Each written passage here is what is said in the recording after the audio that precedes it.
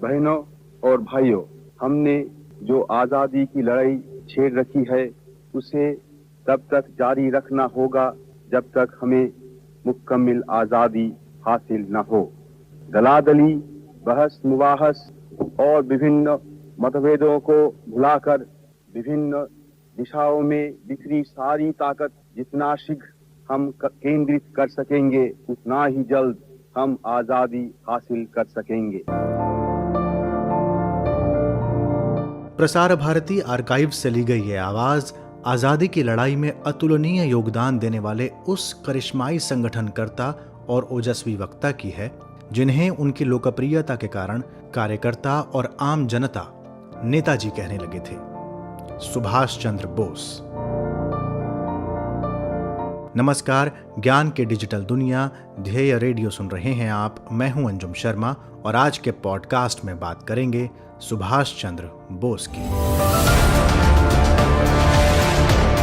कहा जाता है कि 1857 के विद्रोह के बाद सबसे गंभीर, नियोजित और प्रभावी सशस्त्र संघर्ष जो किया गया था वो आजाद हिंद फौज ने किया था।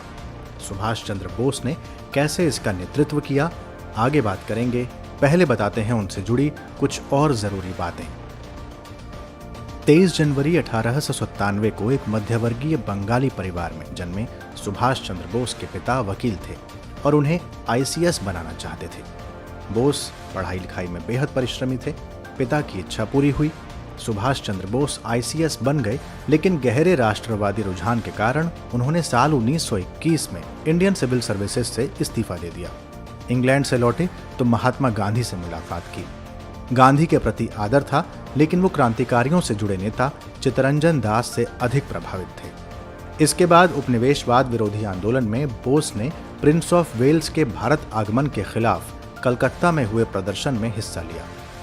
महात्मा गांधी ने जब असहयोग आंदोलन वापस लिया था तो सुभाष चंद्र बोस ने हिंदू मुस्लिम एकता कायम रखने के लिए स्वराज पार्टी की राजनीति में मुसलमानों के लिए नौकरियों में आरक्षण का समर्थन किया था। साल 1924 में उन पर क्रांतिकारी गतिविधियों में संलग्न होने के आरोप लगे और 4 साल के लिए उन्हें बर्मा की मांडले जेल में भेज दिया गया। साल 1926 में उन्होंने जेल में ही कैदियों के साथ बदसलूकी के खिलाफ लंबी भूख हड़ताल की और जेल के अधिकारियों से अपनी कई मांगें मनवाईं। इन सब के बीच धीरे धीरे सुभाष चंद्र बोस कांग्रेस के भीतर वामपंथी झुकाव वाले धड़ी की आवाज बनते चले गए। जवाहरलाल नेहरू के साथ वो कांग्रेस के युवा चेहरे की नुमाइंदगी कर रहे थे, लेकिन महात्मा गांधी से उनके कई मामलों पर मतभेद रहते थे। उन्होंने गांधी इरविन समझौते की भी आलोचना की। वो कौन से बिंदु थे जिन पर गांधी सुभाष में मतभेद रहे? ध्येय IAS में इतिहास विषय के अध्यापक विजय वेद बताते हैं। अनेक मामलों में दोनों के दृष्टिकोण में अंतर आप देख सकते हैं। पहला आप देख सकते हैं कि तात्कालिक राजनीतिक यथार्थ को दोनों ने अलग अलग ढंग से देखा। गांधी जी के लिए जन आंदोलन की रणनीति सतत संघर्ष की रणनीति न होकर संघर्ष विराम संघर्ष की रणनीति थी, जबकि सुभाष चंद्र बोस सतत संघर्ष करते हुए क्रांति के पक्षधर थे। दूसरा देख सकते हैं कि दोनों में साध्य और साधन को लेकर के अंतर था। गांधी जी साधन और साध्य दोनों की पवित्रता पर बल देते थे, जबकि सुभाष के लिए साध्य मुख्य था, साधन उतना मुख्य नहीं था। यही वजह है कि उन्होंने फांसीवादी शक्तियों से भी सहारा लेकर साम्राज्यवाद के विरोध के लिए अपना पक्ष रखा। तीसरा आप देख सकते हैं कि गांधी हमेशा सत्याग्रह और अहिंसा पर आधारित आंदोलन चलाने के पक्षधर थे, जबकि सुभाष चंद्र बोस के लिए सशस्त्र संघर्ष और हिंसा भी तात्कालिक राजनीतिक परिवेश में बुरा नहीं मानते थे। इसके अलावा अगर देखें तो गांधी जी हमेशा किसानों, मजदूरों, आम भारतीयों को एक साथ लामबंद करके और साम्राज्यवाद के विरोध के पक्षधर थे, जबकि सुभाष चंद्र बोस बाहरी शक्ति का भी सहयोग लेने के पक्षधर थे। उन्होंने जापान से, जर्मनी से, दोनों से समर्थन लिया। गांधी ने केवल अपनी शक्ति पे ही मुख्य रूप से विरोध करने की रणनीति अपनाई। दोनों में अंतिम रूप से एक हम आर्थिक विचारों में भी अंतर देख सकते हैं। गांधी मुख्य रूप से कुटीर और ग्रामीण उद्योग के प्रशंसक थे, जबकि सुभाष चंद्र बोस देखेंगे औद्योगिकरण, मशीनीकरण के पक्षधर थे। साल 1938 के कांग्रेस के हरिपुरा अधिवेशन में जब सुभाष चंद्र बोस अध्यक्ष बने तो उन्होंने पार्टी के भीतर स्वतंत्र भारत में नियोजित आर्थिक विकास यानी planned economic development in free India पर चर्चा करने का काम किया। अगले साल 1939 में त्रिपुरी में अधिवेशन होना था। कांग्रेस के वामपंथी झुकाव वाले धड़े ने सुभाष चंद्र बोस को अपना उम्मीदवार बनाया। महात्मा गांधी पट्टाभी सीतारमैया के पक्ष में थे, जो कांग्रेस के एक अन्य धड़े को भी पसंद थे, लेकिन बोस विजयी रहे। इस पराजय को गांधी जी ने अपनी निजी हार के रूप में स्वीकार किया, लेकिन कांग्रेस का त्रिपुरी संकट अभी शुरू होना था।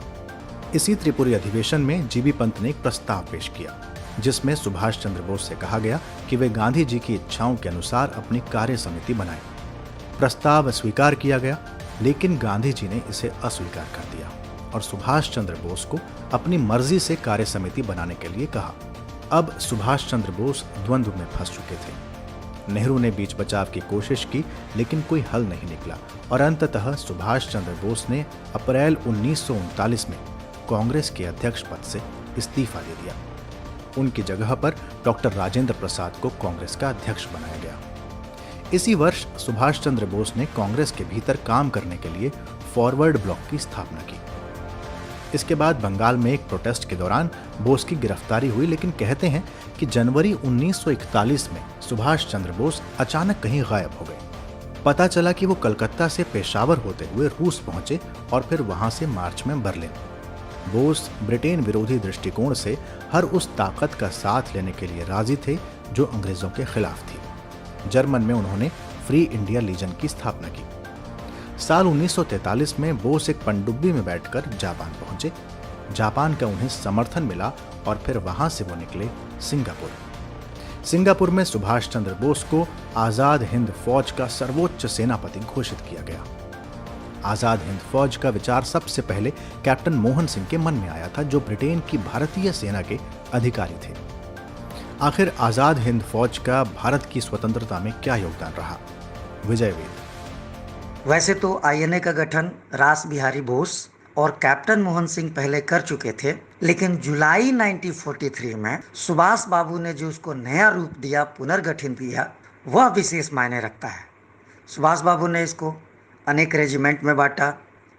गांधी, सुभाष, नेहरू, लक्ष्मीबाई के नाम से नया रेजिमेंट बनाया गया। समानांतर सरकार स्थापित किया उन्होंने भारतीयों के नाम पर, जिसे जर्मनी और जापान ने तत्कालिक अपनी सहमति दी। इसके बाद उन्होंने दक्षिणी पूर्वी एशिया में घूम घूम कर चंदा वसूल किया, सैन्य भर्ती किया और बहुत ही कम समय में अंग्रेजों की शक्ति जो इतनी मजबूत थी उसके खिलाफ ला खड़ा किया आईएनए को। उन्होंने जो उद्वेग और नारे दिए, दिल्ली चलो, तुम मुझे खून दो, मैं तुम्हें आज़ादी दूंगा, इन नारों ने विशेष लहर पैदा की। उन्होंने गांधी जी से भी आशीर्वाद लिया और आज़ादी की लड़ाई में उनका यह नेतृत्व विशेष मायने रखता है। उसका सबसे बड़ा प्रभाव ये पड़ा कि अंग्रेजों ने जो ढांचे बनाए थे भारत में, पुलिस, सेना, आईसीएस अधिकारियों का ढांचा, वह सुभाष के इस लहर से, राष्ट्रवाद से प्रभावित हो गया। भारत जब आज़ाद हो गया, एटली ने इस बात को कहा था कि अंतिम दिनों में सुभाष के नेतृत्व ने और कारनामों ने ब्रिटिश साम्राज्यवाद को विशेष रूप में चिंता में डाल दिया था। विजय वेद अभी समानांतर सरकारों की बात कर रहे थे, तो जापान की सेना ने अंडमान और निकोबार द्वीप समूह सुभाष चंद्र बोस की सरकार को सौंप दिए थे। अंडमान का नाम शहीद द्वीप और निकोबार का नाम स्वराज द्वीप रखा गया। आजाद हिंद फौज ने मणिपुर की तरफ से ब्रिटिश भारत पर हमला किया और बहादुरी से लड़ते हुए इंडियन नेशनल आर्मी का झंडा लहरा दिया। लेकिन दूसरे विश्व युद्ध में जापान के आत्मसमर्पण के साथ ही आजाद हिंद फौज के कुछ सैनिकों को भी आत्मसमर्पण करना पड़ा। बोस जापान के लिए निकले, लेकिन इससे आगे की बातों पर एक मत नहीं है। ज्यादा स्वीकृति इस बात की है कि एक विमान दुर्घटना में 18 अगस्त 1945 को उनका निधन हो गया। हालांकि इस बात को न मानने वाले लोगों की संख्या भी कम नहीं है, और ये शायद इसलिए भी है क्योंकि सुभाष चंद्र बोस जिस तरह के जुझारू नेता थे, जिस तरह से उन्होंने नेतृत्व किया और अपनी बहादुरी दिखाई, उसका प्रभाव लोगों पर आज भी बहुत गहरा है। तो ये था आज का ध्येय पॉडकास्ट। सभी पॉडकास्ट के पीडीएफ पॉडकास्ट पब्लिश होने के एक दिन बाद आप ध्येय IAS की वेबसाइट से डाउनलोड कर सकते हैं। अगले पॉडकास्ट के साथ जल्द हाजिर होंगे। तब तक के लिए नमस्कार।